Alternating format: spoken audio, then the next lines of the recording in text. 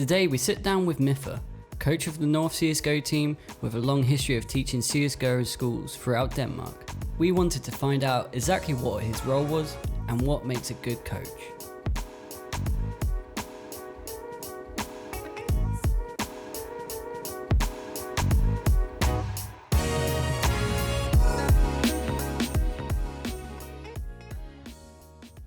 So in your own words, what is the most important role as a coach within a CSGO team?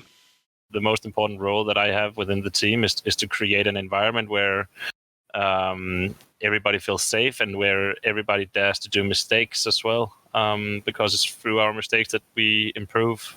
So I think that's the most important part of my job. And next to that, all the main structure about arranging practice or doing the veto against our opponents, doing analysis of both our own practice games as well as our opponents for tournaments, and helping Valde creating new strats. But that's pretty much secondary in my opinion, because you cannot get to that point unless that you have like an environment that allows each individual to be the best version of themselves. Okay, so it's kind of more around creating the culture where you're allowed to make mistakes and kind of building off of that then. Yeah, definitely. I think that mistakes is pretty essential of pretty much any team. If you create an environment, there's a thin line between playing clever and playing scared, and I think that we have been on both sides, where we have been making a lot of stupid mistakes because that you got overconfident, and then as well as having players that started to play scared because that they were afraid that they would be maybe benched at some point or they had a bad period. And sometimes you just need to pretty much, I don't know how to say that, but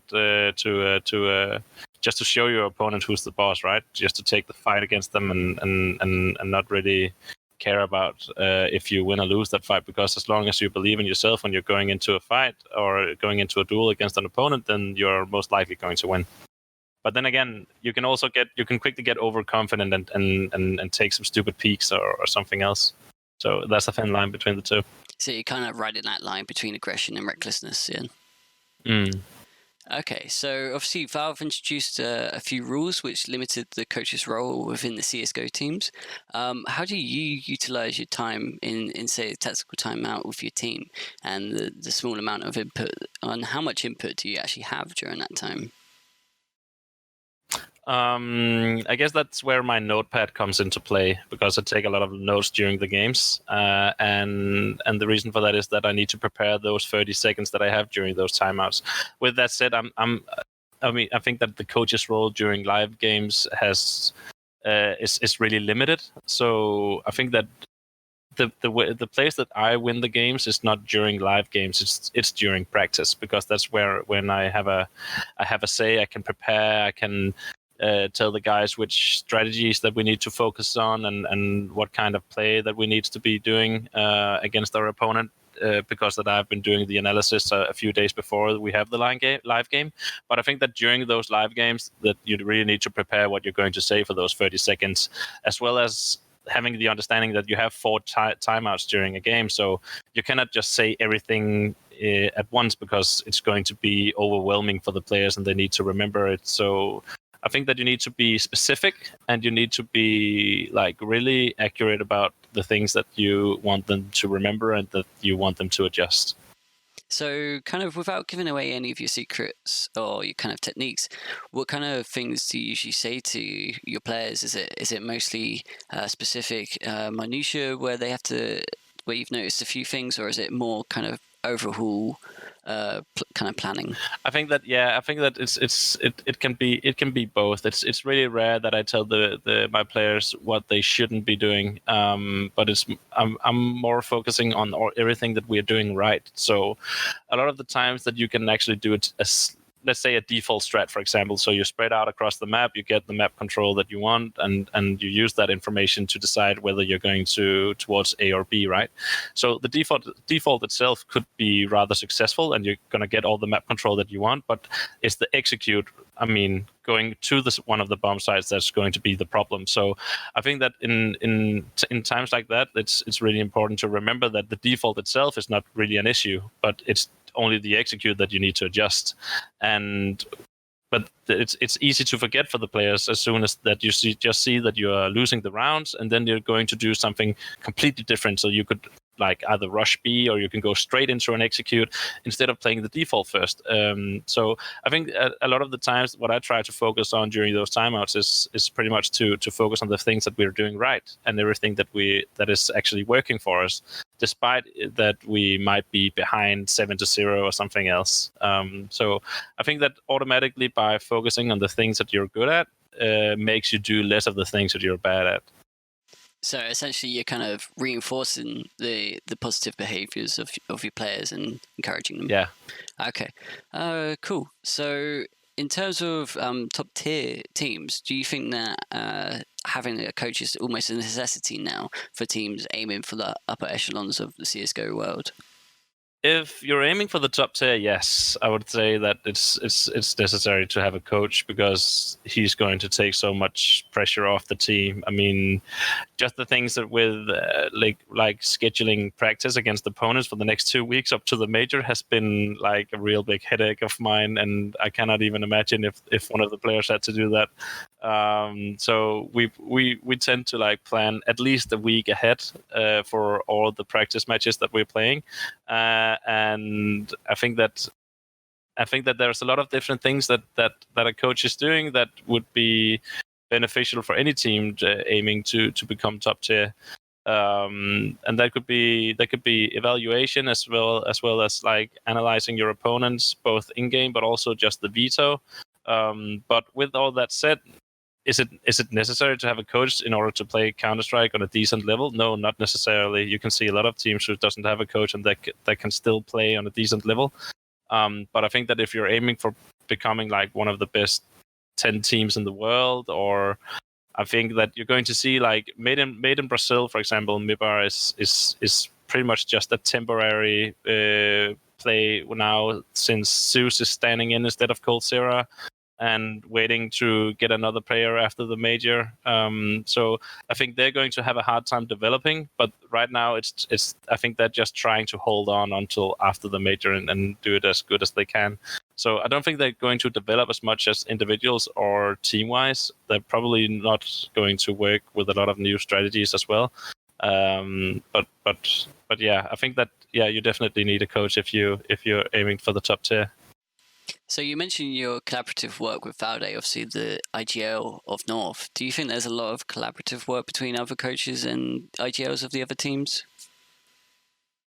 I think there is a lot. I think that one of the things that I have always been wondering is that how other coaches work, because I think that you don't really see so many in-game leaders who is going to talk to one another about how they're doing, or if they have some special methods in order to in the way that they call. I think, and the same goes for coaching. I don't have so much experience with talking to other coaches about how they do, but with that said, I've been in the coaching game ever since it started. So maybe at a lower level.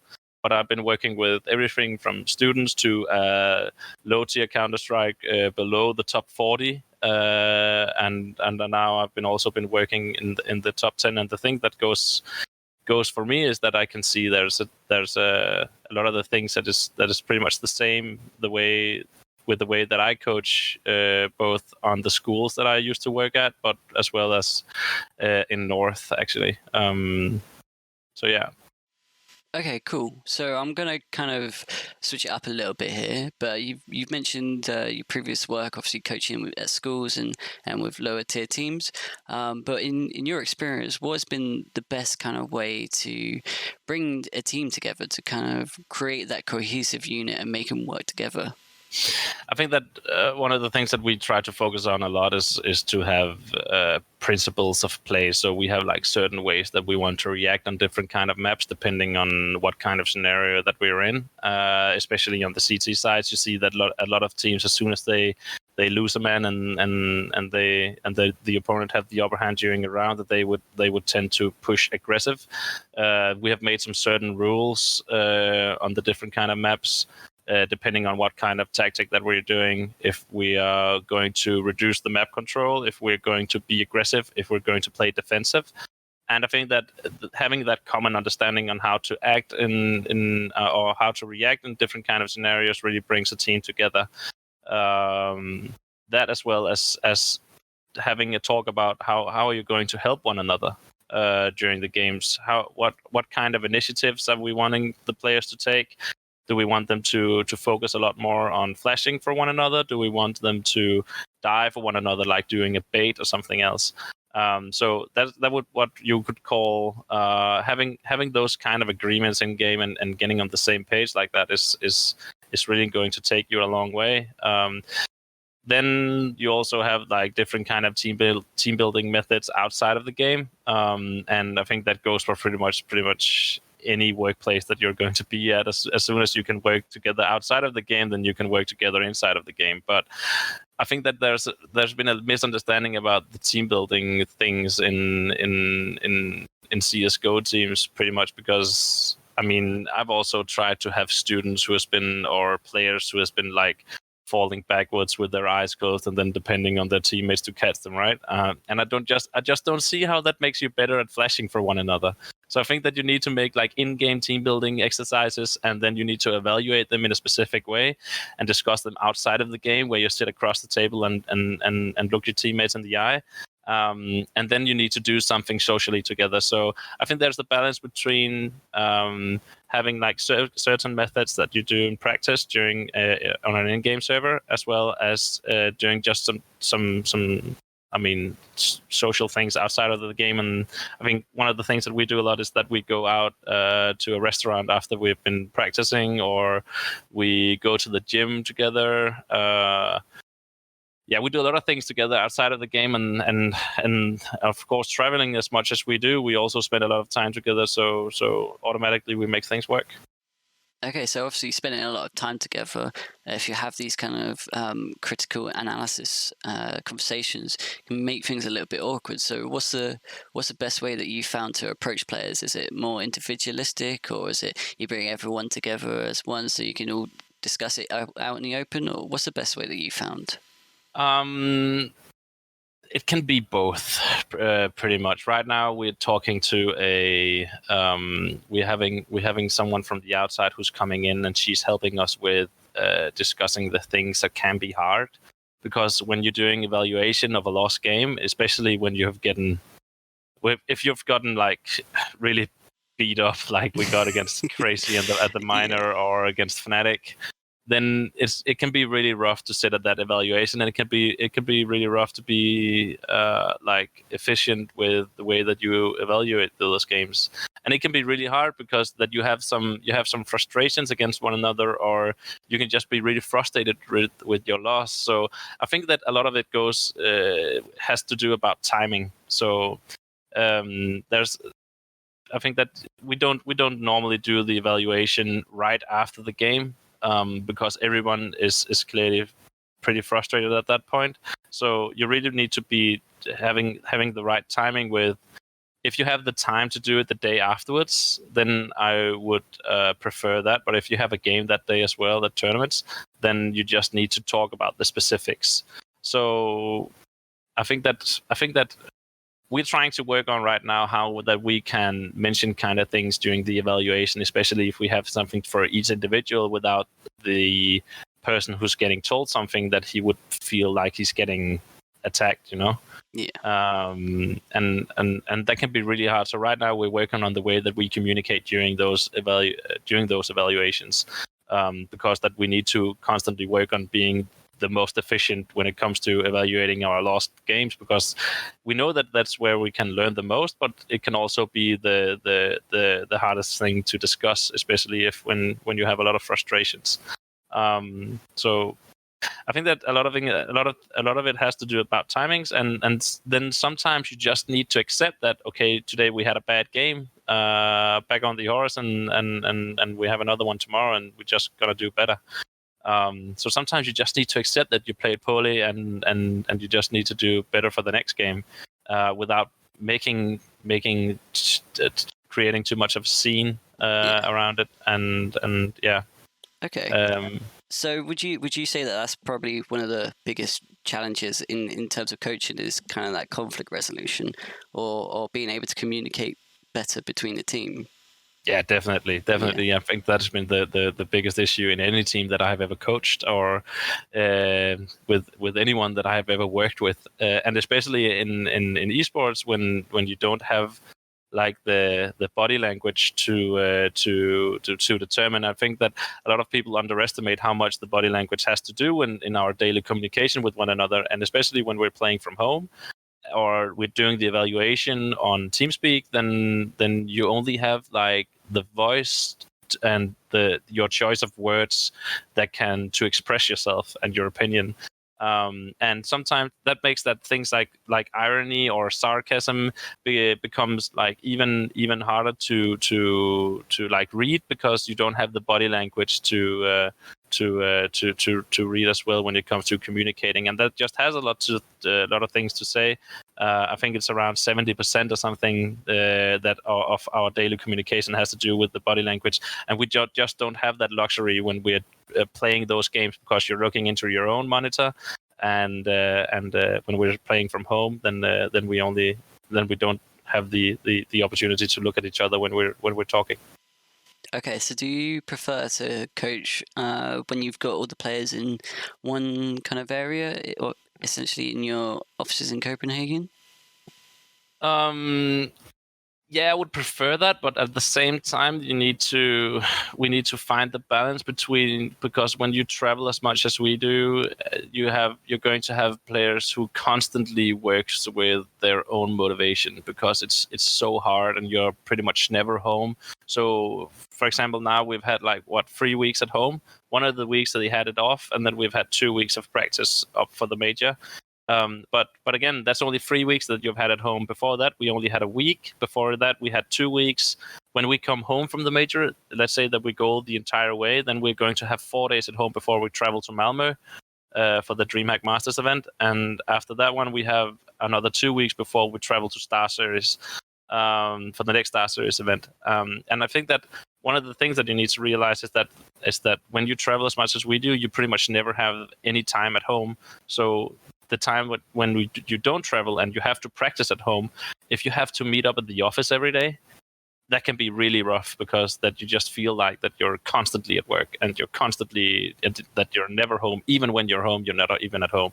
So we also have a lot of days where we practice from home, and we have like one mandatory day where we have to be at the office in order to shoot content and meet up with the people who's working at the office if they have some news from either like sponsors, or if they want to have a meeting about how things are going or something else. So we try to create an environment around the office where everybody gets in touch with one another, and everybody knows what's going on in pretty much every aspect, and that gives the players like a lot of comfort in knowing what's going on around them. Just sometimes to have an update, so they really know that they can just focus on the game. But yeah, I think that we're trying to find the balance, because of course we need to practice from the office and we need to sit across the table for one another. But at the same time, we also need to allow the players to practice from home once in a while. Okay, so you mentioned how crazy the esports schedule is, obviously with North attending DreamHack Masters and then coming over to ECS and then going on to minors and everything like that. How do you perform as a coach when you're traveling around all this time? Is it something you've adapted to, or something that you've always been used to? What's the kind of lifestyle of a coach in CSGO? So I think that when you're a coach, you're constantly at work pretty much. Every time that you're with the players, then you're at work. Every time that you're with the players in an airport, sitting next to them in the plane, living together with them in the same room at the tournaments, at the hotel, you're constantly at work, because that you need to be aware of the way that you react. You need to be aware of the way that you talk to them, what you tell them, what you don't tell them. And at the same time, as you're trying to constantly create that environment where they feel safe and where they trust you enough, and where they feel like that they can open up for you, at the same time, you also need to prepare for the opponents. You need to discuss the past game that you've had. You need to talk about how to prepare them individually. So I think that, again, the biggest part of my job is to create an environment where everybody dares to make mistakes, and where that every player, they feel safe, and that's something that you're going to be doing constantly, not only when you're at tournaments or during practice, but every time that you're with the player. Then you have to create an atmosphere where they feel safe and where they feel like that they can open up for you, and that goes for during the airport, sitting next to them in the plane and so on. So yeah, I think that's something that you do on the go. That's something that you do at home. That's something that you do when you're on Teamspeak with them, when you practice from home. That's something that you do all the time, pretty much.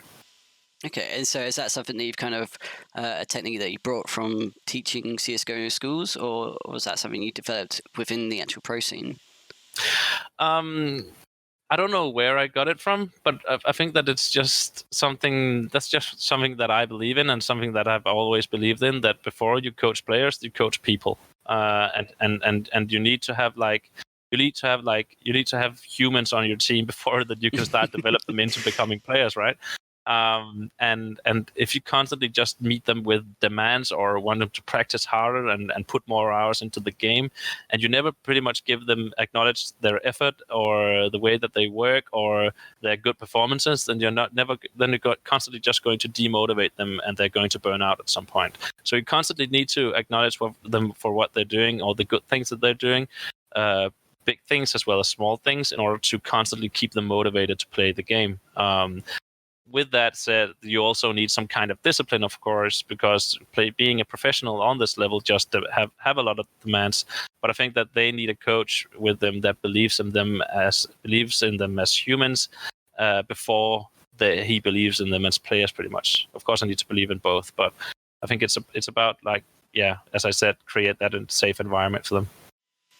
Okay, so in terms of picking up new players, what are the key factors that you look out for? And obviously, I don't know how much input you have as a coach, but what are the key things that you think that a new player that's looking to come up in the pro scene needs to have if they're looking to get picked up into a pro team?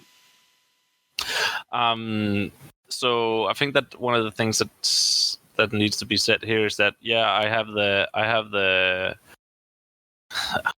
well, how can I say that? When we're looking for a new player, for example, when we added on Yugi for the team, I had a say in that, because I could also just say that no, we didn't want Yugi, we want someone else instead. I could also force to just keep Katie on board at that point if we wanted to. But I think that is something that you're always going to take with the players. And this time around, Valda and I were completely aligned, and we're totally agreed that we needed to bring Yugi on board, because that we see him as the biggest talent of Orbs in Denmark right now. But yeah, I think that what we're looking for is not always something who just has an incredible amount of individual skill, but who's also putting the team in front of himself. So I would never keep a player for a long period of time who would put himself in front of the team. I always want the team to come first. That's the only way that we're going to win. So if I can see that a player is constantly baiting his teammates, if he's constantly saving, even though that he could go for the retake together, not mentioning any specific Kazakhstanian names, right? If you're talking, I think that, yeah, I just think that it's really important to find a teammate who's constantly willing to put the team in front of themselves, and who can adapt into different kind of roles, because that we don't have a certain kind of structure where we are having the same kind of roles, where it's the same player who's constantly playing as the entry fragger, or who's playing as the lurker or something else. So we're going to look for someone who would be willing to adapt into whatever role that he was going to have, and who would be willing to put the front in front of himself, the team in front of himself. Yeah. Okay. So you kind of talk about creating that culture within the team, but how do you introduce new players into that team? Is it obviously you spoke about Yugi and how you and Valde were kind of on the same wavelength, but how would you translate a new player like Yugi into your team and make sure that they're a good fit? So we had a really hard time with like having Yugi getting into the team, actually, because we wanted to play. We wanted an AWP who could lock down certain kind of the certain places of the map, who would be aggressive and who would dare to take peeks. And as Yugi is really like a player who needs to feel safe with the players around him before that he starts doing that. Now I really think that we have created that atmosphere and that environment where Yugi feels like that he can take the amount of peaks that he wants to himself, because he constantly knows where he got his teammates around him, and he really trusts them in order to help him to get those entry peaks or help him to get away after he's been like missing a shot or something else. So I think that we haven't seen the full potential of a player like Yugi, but because that we needed to use the first couple of months to create an environment where he would feel safe and where he could really develop as an individual player. And I think that the same thing goes for pretty much any player that you would bring into a team, that you need to create the environment where they dare to do mistakes. And the same thing goes pretty much. I think that I'm I'm saying the same things again pretty much, but I think that that's just really, really important, that you create an environment where the newest addition of the team pretty much feels safe in the decisions that he's making, and that he is not afraid of making mistakes, and that he can just making his own impact on the game and the way that we play, and not just doing what everybody else tells him to do, but that he can also tell the rest of the team what he thinks and what he believes in, and how he wants to play. Because I think that one of the things that makes us play at our best is when all the players is taking initiatives for themselves, but also for each other. And we would also need a new player joining the team to do those kind of things, and not just, playing and meeting up for practice and just doing what everybody else tells them to do. So I think that's one of the most important things. Also, is having a player who's not afraid of taking the initiative. Okay, so you talk about coaching in schools, and I'm sure you probably get this question quite a bit, but what is the biggest piece of advice you could give to someone younger, maybe looking to go pro in terms of CSGO? I would say don't overdo it. I think that moderation. Yeah, you need to find the balance between practice and everything else around it. Because I think that, as I mentioned before, you won't be the perfect player unless that you have the balance between being mentally fit and physically fit, but also socially fit. And I think that those three things is like really important. And you see a lot of young players who's going to be, I'm going to be a pro. I'm just going to play 120 hours past the last 2 weeks and just play 10 or 12 facets a day. But you don't really see those players develop into become the greatest players, because you have like those individuals who's just going to be better than anybody else because of their talent.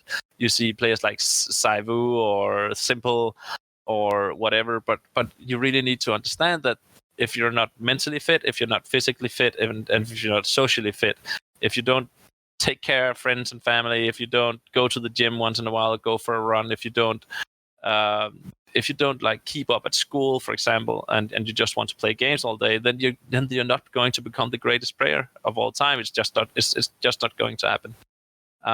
Because you're going to meet some kind of a barrier sometime in your career where you're not going to be able to handle it on your own, and you need people around it to help you, or you would need to have the discipline to push yourself through that barrier, and you're going to meet some of the same obstacles that you're meeting in real life can be pretty similar to some of the ones that you meet during your time as a pro player, and if you're not equipped with the right tools to handle those obstacles, then you're not going to become, then you're probably going to become good, but you're not going to become great. Okay, so in terms of the coaching role, who really inspires you? I think that what I've always admired is the discipline of some coaches. I think I think a player like, like a coach like Zeus has always been a huge inspiration of mine. Sonic, obviously, but then you also see. I think that there's a lot of different coaches out there.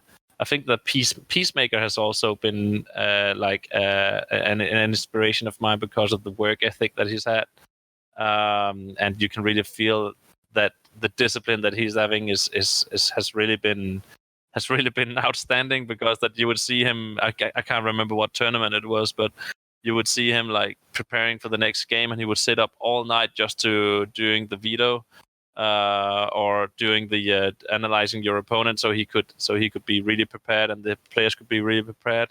And that amount of discipline really requires a lot of just requires a lot. So I think that I've been admiring him a lot. Then I think that a coach like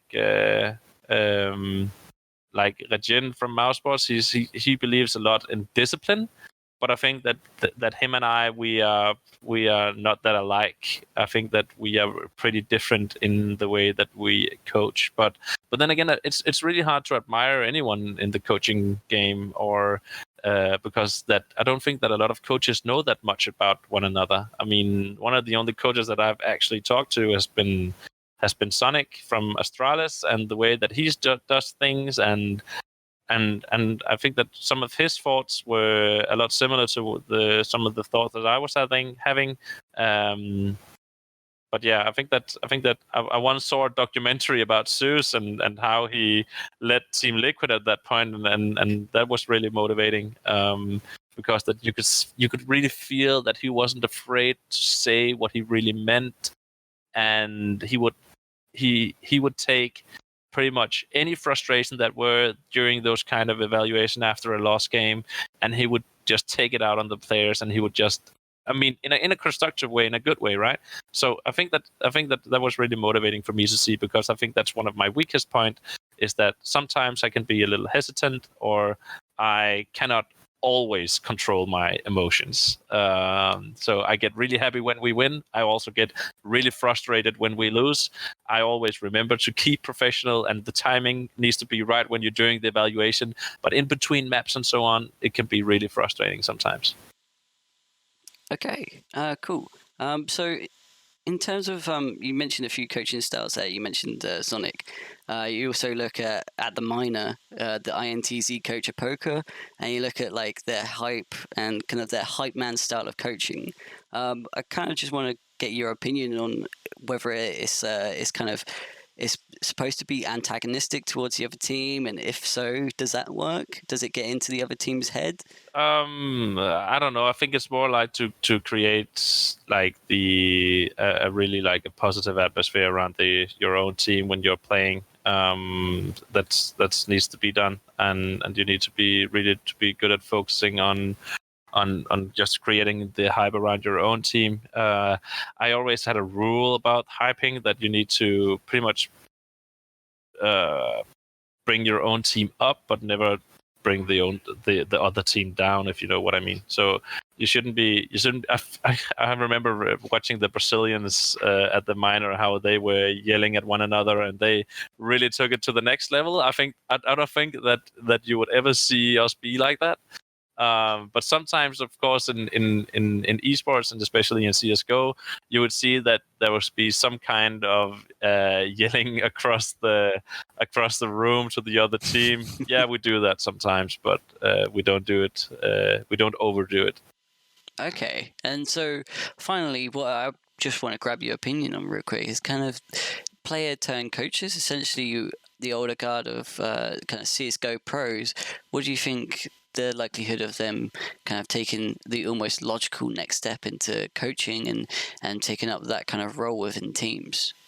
I think that would be a natural step, but at the same time, I think that a lot of players, they need to be aware of that being a coach is completely different from being a player, because you don't play, you spectate. So you're literally watching other people play instead of playing yourself, and that just makes it hard to concentrate for the same amount of hours, because it's it can be really hard. So it's completely different. So I think that a lot of players who's going to try to transition into the coaching role is going to be amazed that it could be so different from what they had thought about it to begin with. So I think that there's going to be a natural step with players trying to continue in the esport business. If they are going for the coaching role or the team management role, I don't know necessarily. But I think that you need to find the joy in pretty much in either one, no matter what you do. So yeah, it's probably going to be a natural step for some players.